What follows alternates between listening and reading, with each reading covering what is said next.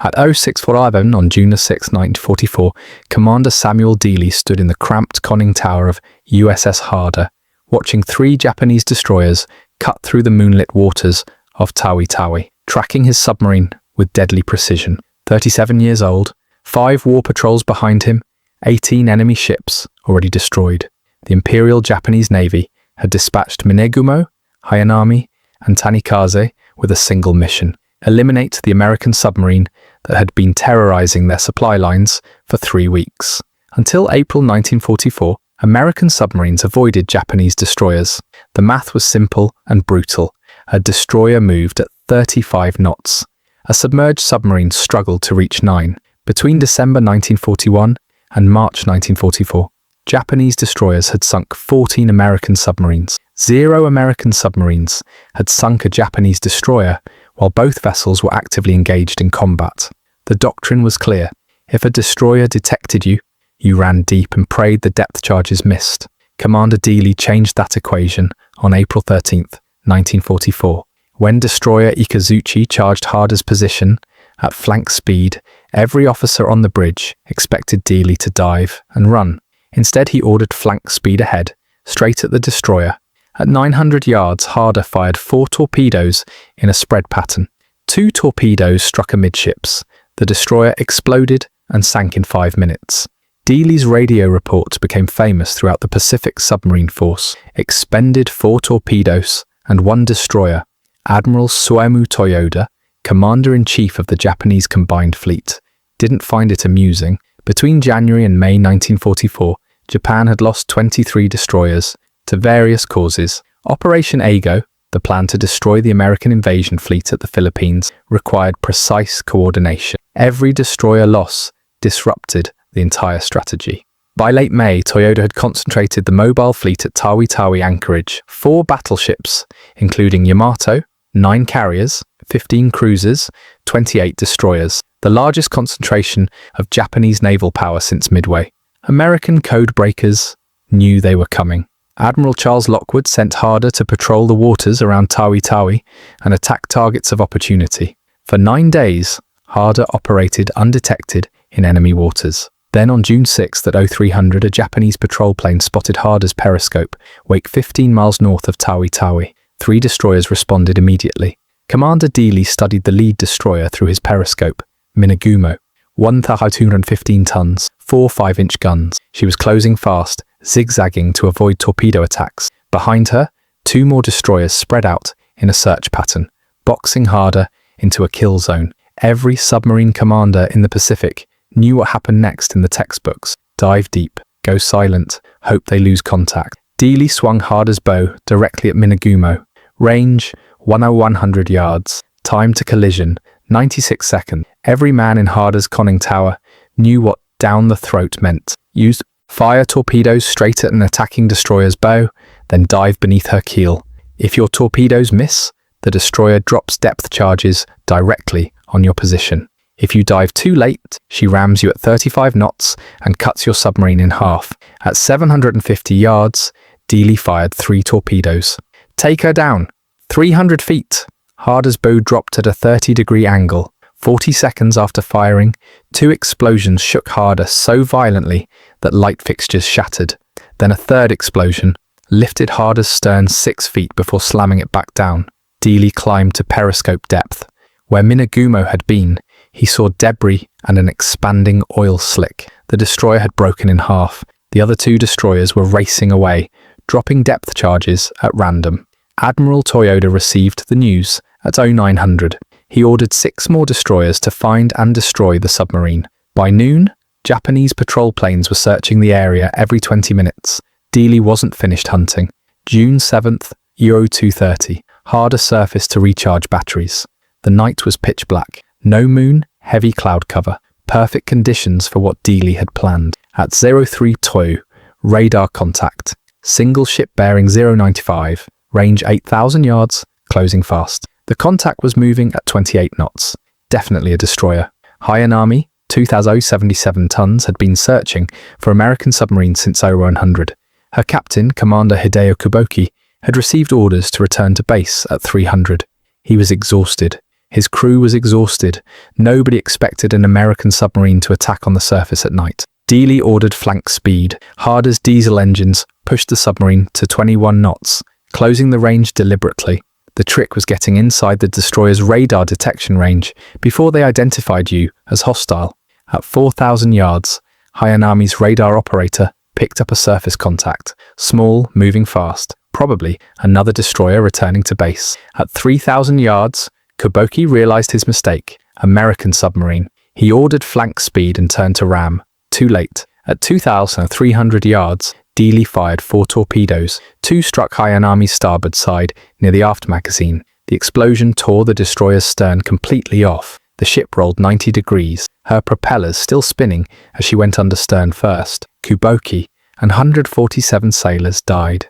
Dealey dove immediately. Japanese patrol planes would arrive within minutes. 2 destroyers in 24 hours. The Imperial Japanese Navy was hunting him with everything they had. Admiral Toyoda was furious. 2 destroyers lost in 2 days to the same submarine. He pulled 8 destroyers from convoy escort duty and organized them into hunter-killer groups. Their only mission, find and destroy the American submarine operating near Tawi Tawi. Every destroyer captain received the same orders. Maximum aggression. No retreat. Kill that submarine. Have you ever been in a situation where doing the unexpected was your only chance of survival? When everyone expected you to run, but you knew charging forward was the only way out? If you've ever had to make that kind of split-second decision, you understand what Dealey faced every single time he gave the order to attack. On June 8th, Dealey took Harder south towards Sibatu Passage, the narrow strait between Tawi Tawi and Borneo. Japanese destroyers patrolled that passage constantly. Dealey wanted to see how many he could sink before they figured out his tactics. At 1400 hours, Lookout spotted 2 destroyers steaming in formation, Tanikaze and an unidentified escort. Both were moving at 25 knots, conducting a standard search pattern. Dealey studied their movements for 90 minutes. The destroyers were following a predictable zigzag pattern, changing course every 8 minutes. He positioned Harder directly in their path and waited. At 16:30, Tanikaze turned toward Harder's position. Range 3,000 yards. Dealey let her close. 2,500 yards. 2,000. 1,500. At 200 yards, he fired 4 torpedoes at 17-second interval. The first torpedo missed. The second struck Tanikaze near the bridge. The third hit the forward magazine. The explosion was so massive that Harder's crew heard it clearly underwater, even with the hatches sealed. Tanikaze's bow section separated from the main hull. Both pieces sank within 3 minutes. The escort destroyer immediately turned and charged Harder's position, dropping depth charges as she came. Dealey took Harder deep. 400 feet, the depth charges exploded overhead, shaking the submarine violently, but causing no serious damage. After 40 minutes, the destroyer gave up and withdrew. 3 destroyers in 3 days. Admiral Toyoda was about to make a decision that would change the entire course of the Battle of the Philippine Sea, but first Dealey had 1 more destroyer to sink, and this time he was going to do it in broad daylight with 4 Japanese destroyers watching. June 9th, 0500. Dealey took Harder to periscope depth, 12 miles southwest of Tawi Tawi. What he saw made every man in the conning tower hold their breath. Dead ahead, 4 Japanese destroyers, steaming in line abreast formation, actively searching for submarines. Their sonar was pinging so loud, Harder's sound operator could hear it without headphones. Dealey had 8 torpedoes remaining. 4 destroyers meant he'd get maybe 2 shots before they overwhelmed him. He studied their formation through the periscope. The lead destroyer was zigzagging aggressively. The second was maintaining a steady course. That was his target. At 6:12, the second destroyer turned directly toward Harder's position. Range 4,000 yards. Dealey waited 3,000, 2,500. At 1,800 yards, he fired 3 torpedoes. All 3 struck the destroyer's port side within 5 seconds of each other. The ship exploded so violently that debris flew 300 feet into the air. She rolled over and sank in 90 seconds. The other 3 destroyers immediately converged on Harder's position. Dealey took her deep, 500 feet depth. Charges began exploding overhead.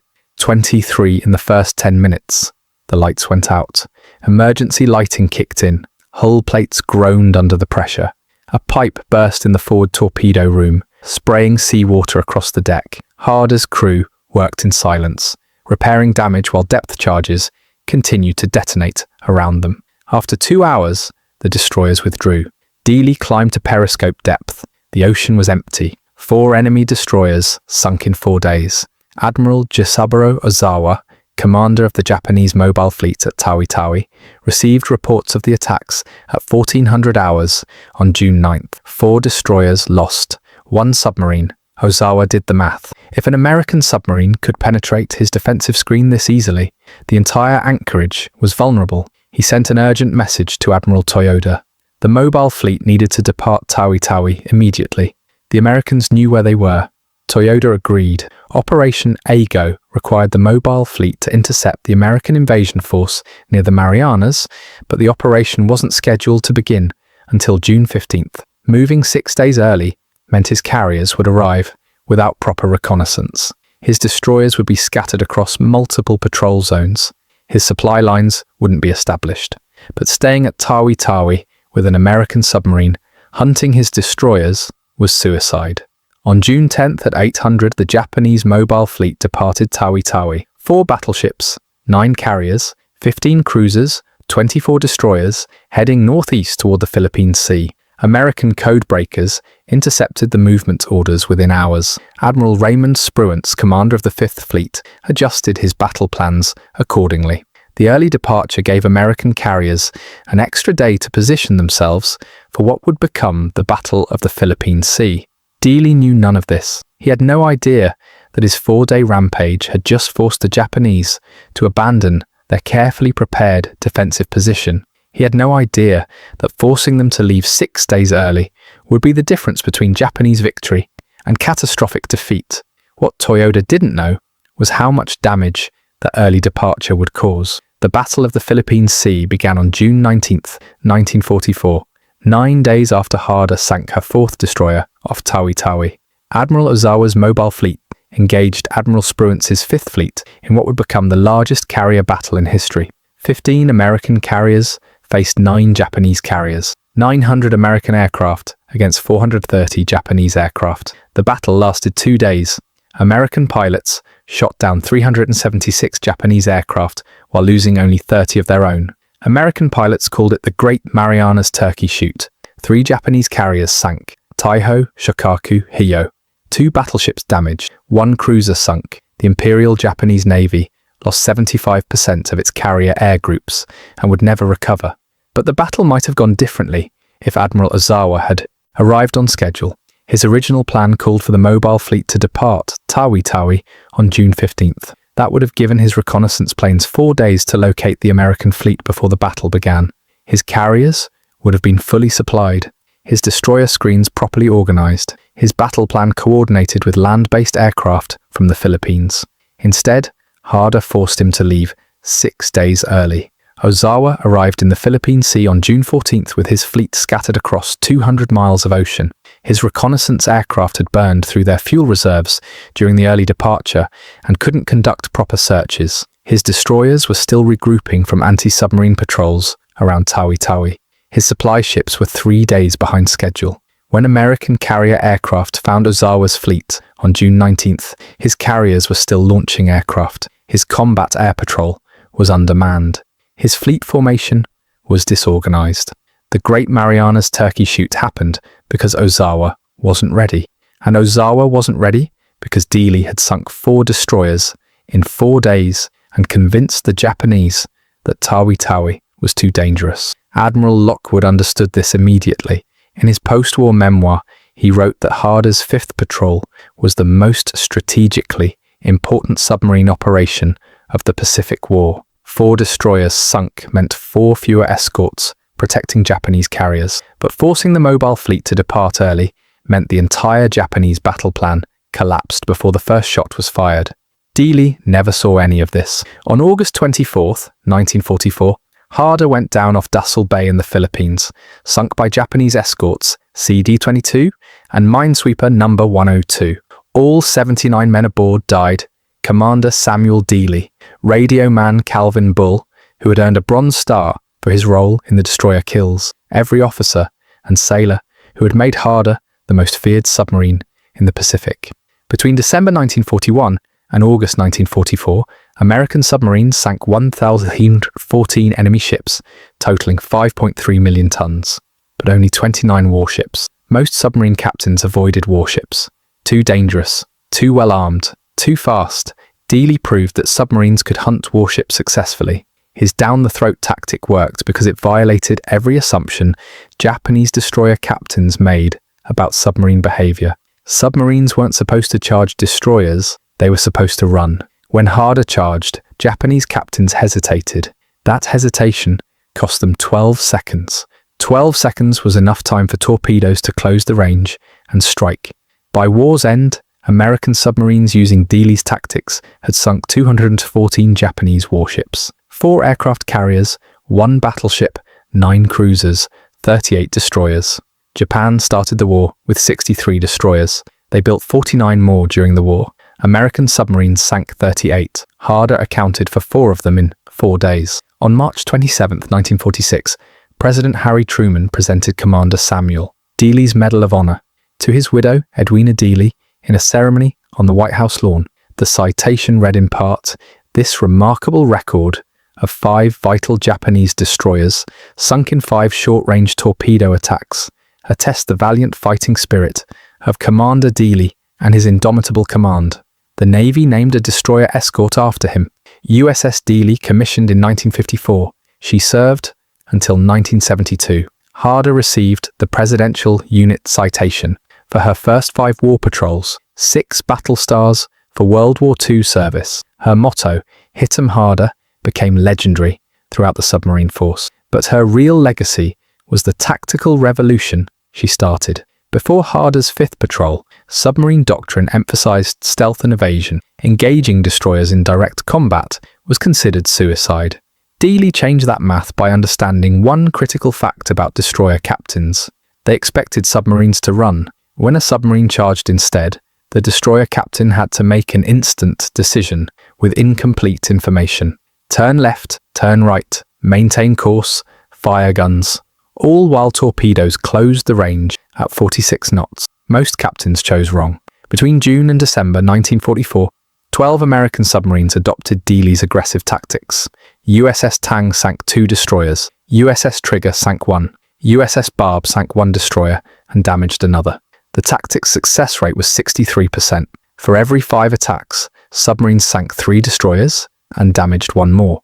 The 79 men aboard Harder came from 38 states. Farm boys from Iowa, factory workers from Michigan, college graduates from California. They volunteered for submarine duty knowing the casualty rates. 22% of submariners who served in World War II died, the highest percentage of any branch of the American military. They knew the odds. They served anyway. Calvin Bull, the radio man who earned a Bronze Star for his role in sinking 5 destroyers, was 24 when he died. The last survivor of Harder's crew, Paul Bryce, died in 2022 at age 98. With his death, no one who served aboard Harder remains alive to tell their story firsthand. That's why stories like this matter. These men left behind patrol reports and radio messages and Medal of Honor citations, but those documents can't convey what it felt like to charge a destroyer at flank speed, or hear depth charges exploding overhead, or watch your captain make decisions that meant life or death for everyone aboard. On May 22, 2024, 80 years after she sank, an underwater exploration team led by Tim Taylor and the Lost 52 project discovered Harder's wreck in the South China Sea. She sits upright on the seafloor at a depth of 3,750 feet, 12 miles west of Dassault Bay, where she made her last dive. Her pressure hull remains mostly intact except for depth charge damage near the conning tower. The wreck is a protected war grave. No salvage operations are permitted. Commander Samuel Dealey's grave is at Arlington National Cemetery, in Section 59, Grave 874. His headstone lists his rank, his dates of service, and one line, Medal of Honor, Destroyer Killer. Families of Harder's crew visit every year on August 24th, the anniversary of her sinking. They place flowers.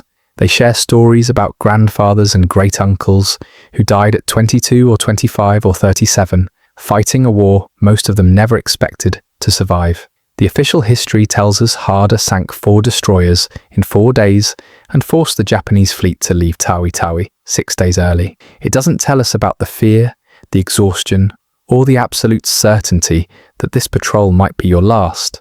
It doesn't tell us about the split-second decisions made in darkness and silence, knowing that one wrong calculation meant death for 79 men.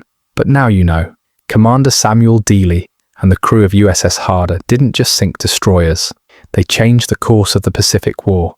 They proved that courage and tactical innovation could overcome impossible odds. They showed that sometimes the most dangerous thing you can do is exactly what your enemy doesn't expect. These men deserve to be remembered, and now you're helping make that happen.